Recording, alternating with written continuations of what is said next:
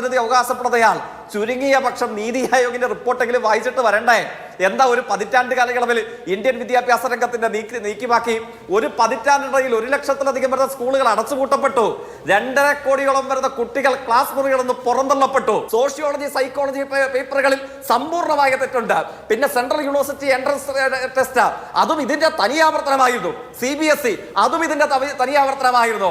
നശിപ്പിച്ച് കുളം തോണ്ടി ഇല്ലാതാക്കി എന്ന് പറയുന്നത് പോലെ താറുമാറാക്കിയിരിക്കുന്നു നിങ്ങൾ. ഇപ്പോൾ ശ്രീ ശങ്കുട്ടിദാസ് ഒക്കെ ചോദിക്കുന്ന ഒരു കാര്യം, ഇപ്പം ഇനി എന്ത് ചെയ്യണം? ഇപ്പം സോനം വാങ്ചുക്കിനെ കേൾക്കാൻ അവർ തയ്യാറല്ല, കേന്ദ്ര സർക്കാർ തയ്യാറല്ല. ഈ ചെയ്യേണ്ട കാര്യങ്ങൾ ചെയ്തു എന്നുള്ളതാണ് കേന്ദ്ര സർക്കാരിന്റെ നിലപാട്. ഇതിപ്പം ഇതിനു മുൻപാണെങ്കിലും ആരെങ്കിലും എന്തെങ്കിലും പ്രതിഷേധം ഉയർത്തിയിട്ട് നരേന്ദ്രമോദി സർക്കാർ ആരെങ്കിലും മന്ത്രിസഭയിൽ നിന്ന് മാറ്റിയ ഒരു പരിചയം നമ്മുടെ മുമ്പിലില്ലേ? ഇതെനിക്ക് തോന്നുന്നു ഒരു ട്രെയിൻ അപകടമൊക്കെ ഉണ്ടായപ്പോൾ ഒരു മന്ത്രി പറഞ്ഞിരുന്നു ഞാൻ വേണമെങ്കിൽ മാറി നിൽക്കാമെന്ന്. പക്ഷെ മാറ്റിയില്ല. അത് കേന്ദ്ര സർക്കാരിന്റെ നയമല്ല, നിലപാടല്ല.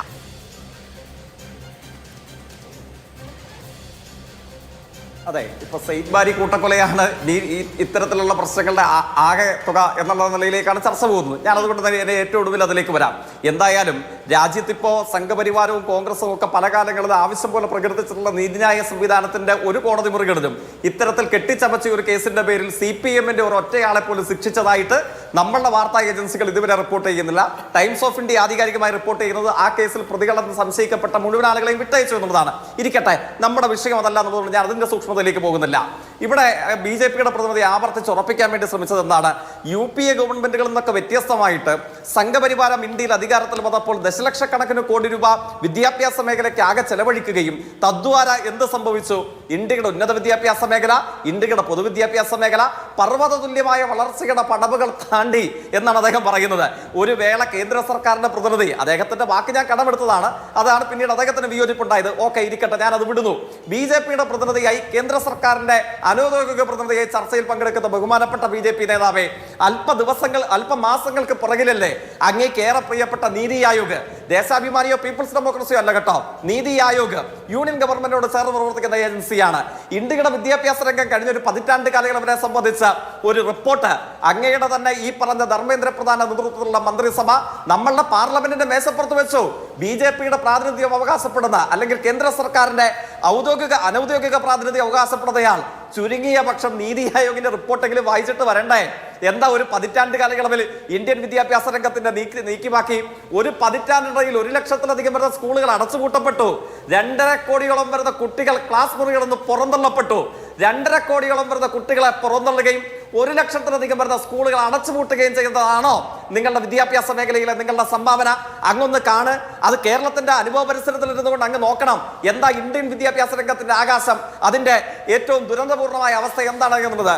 പിന്നെ പറയുന്നത് എന്താണ്? പിന്നീട് ഏറ്റവും രസകരമായി തോന്നിയത് പ്രതിരോധ മന്ത്രി രാജ്നാഥ് സിംഗിന്റെ നേതൃത്വത്തിൽ ഇന്ത്യൻ എയർഫോഴ്സിനെ ഉപയോഗിച്ച് അത്ഭുതകരമായ സുരക്ഷയോടുകൂടെ ഈ പരീക്ഷ നടത്തിയെന്നാണ് പറയപ്പെടുന്നത്. കേൾക്കുമ്പോൾ ലളിതയുക്തി എങ്കിലും ഉള്ളവർ എങ്ങനെ ചിരിക്കാതിരിക്കും? BJPയിലുള്ളവരും ഈ യുക്തിയുള്ളവർ BJPയിലും കാണുമല്ലോ, അവർക്ക് കൂടെ അപവാദമായിട്ട് അങ്ങൊന്ന് ആലോചിച്ച് നോക്കണ്ടേ? എന്തായിരുന്നു രണ്ടാമത്തെ നീറ്റ് പരീക്ഷയുടെ പ്രത്യേകത? ജൂൺ മാസം 21-നായിരുന്നല്ലോ രണ്ടാമത്തെ നീറ്റ് പരീക്ഷയുടെ പ്രത്യേകത. അതിൽ തന്നെ NTA അംഗീകരിച്ച 2 ഗുരുതര പിഴവുകളുണ്ടായി. അദ്ദേഹം ഇവിടെ അവകാശപ്പെട്ട ഒരു പിഴവുമില്ല എന്നുള്ളതാണ്. ഫിസിക്സ് പരീക്ഷയിലെ സുപ്രധാനമായ ഒരു ചോദ്യത്തിന്റെ മറുപടിയായിട്ടുള്ള 4 ഓപ്ഷനും തെറ്റായ ഉത്തരമാണ്. ഒരു ചോദ്യത്തിൽ നൽകിയ ഓപ്ഷനുകളിൽ 2 ഓപ്ഷനുകൾ ശരിയായ ഉത്തരമാണ്. ഇങ്ങനെയാണ് ഇവർ രണ്ടാമത്തെ നീറ്റ് പരീക്ഷ നടത്തിയത്. അതോടൊപ്പം നടത്തപ്പെട്ട UGC നെറ്റ് പരീക്ഷയുടെ സ്ഥിതി എന്തായിരുന്നു? UGC നെറ്റ് പരീക്ഷയിൽ 150 ചോദ്യങ്ങളിൽ 67 ചോദ്യങ്ങളും മുൻവർഷത്തെ ചോദ്യപേപ്പർ അതേപോലെ ആവർത്തിക്കപ്പെടുകയാണ്. രസകരമായ കാര്യം എന്താണ്? ഇന്ത്യൻ എയർഫോഴ്സിന്റെ സുരക്ഷാ സംവിധാനം കൊണ്ട് അസാധാരണ സുരക്ഷ ഒരുക്കിയ ഈ പരീക്ഷയിൽ 150-ൽ 67 ചോദ്യങ്ങളും 2024 ചോദ്യത്തെ ഓപ്ഷനുകൾ പോലും മാറ്റമില്ലാതെ ആവർത്തിക്കപ്പെടുകയായിരുന്നു ഉണ്ടായിരുന്നത്. സോഷ്യോളജിയിൽ സോഷ്യൽ എന്ന വാക്കിന് പകരം ഓവൽ എന്ന വാക്കാണ് അടിച്ചു വെച്ചത്. ജോർജ് റിറ്റ്സർ, നമുക്കറിയാം, introduction to sociology, essence to sociology, ഇങ്ങനെ വിശ്വപ്രസിദ്ധി ആർജിച്ച പുസ്തകങ്ങളുടെ രചയിതാവാണ്. ജോർജ് റിറ്റ്സറിനെ അവിടെ എഴുതി വെച്ചത് ജോർജ് പുറ്റ്സർ എന്നുള്ളതാണ്. സോഷ്യോളജി സൈക്കോളജി പേപ്പറുകളിൽ സമ്പൂർണ്ണമായ തെറ്റുണ്ട്. പിന്നെ സെൻട്രൽ യൂണിവേഴ്സിറ്റി എൻട്രൻസ് ടെസ്റ്റ് അതും ഇതിന്റെ തനിയാവർത്തനമായിരുന്നു. CBSE അതും ഇതിന്റെ തനിയാവർത്തനമായിരുന്നു. നശിപ്പിച്ച് കുളം തോണ്ടി ഇല്ലാതാക്കി എന്ന് പറയുന്നത് പോലെ താറുമാറാക്കിയിരിക്കുന്നു നിങ്ങൾ. എന്നിട്ട് പറയുകയാണ് ഞങ്ങൾ കോടികൾ ചെലവഴിച്ചു ലോകോത്തരമാക്കി എന്നൊക്കെ. എന്താണ് നമ്മുടെ അനുഭവം എന്ന് പറയുന്നത്? ഉട്ടോപ്യൻ ലോകത്ത് പോകേണ്ടതുണ്ട്. ജയിക സെയിൻ ബാരിയെ കുറിച്ച് താങ്കൾക്ക് എന്തെങ്കിലും പറയാനുണ്ടെങ്കിൽ ഒരു മിനിറ്റ് വളരെ പെട്ടെന്ന് പറഞ്ഞു തീർക്കണം പ്ലീസ്. അതല്ല നമ്മുടെ വിഷയം, അതുകൂടി മനസ്സിൽ വെക്കണം. അല്ല, ഒറ്റ വാചകം. പിന്നെ RSS നമ്മുടെ നാട്ടിൽ നടത്തുന്ന മാനവ സേവന പ്രവർത്തനങ്ങളെ കുറിച്ചൊന്നും ഞാനിപ്പോ പറയാൻ പോകുന്നില്ല. സഖാവ് തങ്കപ്പന്റെ തലയറുത്തും മങ്കുമ്പ് പാലത്തിൽ വെച്ചതും കൊല്ലത്തുള്ള സുനിൽകുമാറിന്റെ കൈ അറുത്തുമാറ്റി പട്ടണത്തിലൂടെ പ്രകടനം നടത്തിയതും ഇസ്ലാമിക് സ്റ്റേറ്റിനെ തോൽപ്പിക്കുന്ന ഭീകരർ കേരളത്തിലുണ്ടെന്ന് RSS തെളിയിച്ചതാണ്. ഒരു വാചകം കോൺഗ്രസ് പ്രതിയോട് പറയാൻ അങ്ങനെ അനുവദിക്കണം. അദ്ദേഹം ചോദിക്കുകയാണ് ഇതിനെ സംബന്ധിച്ച് രാഹുൽ ഗാന്ധി എവിടെയെന്ന് ചോദിക്കുമ്പോൾ CPM-ന്റെ ചോദ്യമാണ് എന്നുള്ളത്. യുക്തികളുള്ളവർ ആകെ CPM ആണ് എന്ന് അദ്ദേഹം ധരിക്കുന്നുണ്ടെങ്കിൽ അത് ഞാൻ സ്വാഗതം ചെയ്തു, തർക്കമേതുമില്ല. പക്ഷേ അയോധ്യ രാമക്ഷേത്ര കൊള്ളയെ കുറിച്ച് ശബ്ദിക്കാൻ ഇന്ത്യയുടെ പ്രതിപക്ഷ നേതാവിനെ നമ്മൾ കണ്ടിട്ടില്ല. അതിന്റെ തുടർച്ചയിൽ നമ്മുടെ ഗ്രാമീണ തൊഴിലുറപ്പ് പദ്ധതി ഗാന്ധിയുടെ തലയറുത്ത് മാറ്റുമ്പോൾ ജർമ്മനിയിൽ BMW ഓടിച്ച് നടക്കുകയായിരുന്നു നമ്മുടെ പ്രതിപക്ഷ നേതാവ്. ഏറ്റവും ഒടുവിലോ 20 ദിവസക്കാലം നീണ്ടു നിൽക്കുന്ന ഈ ഐതിഹാസിക സമരത്തിന്റെ ഒരു ഘട്ടത്തിലും പിന്തുണയർപ്പിക്കാൻ, സമരം ചെയ്യാൻ, ഒരു വാക്കുദ്ധരിക്കാൻ ഈ പ്രതിപക്ഷ നേതാവിനെ കണ്ടിട്ടില്ല.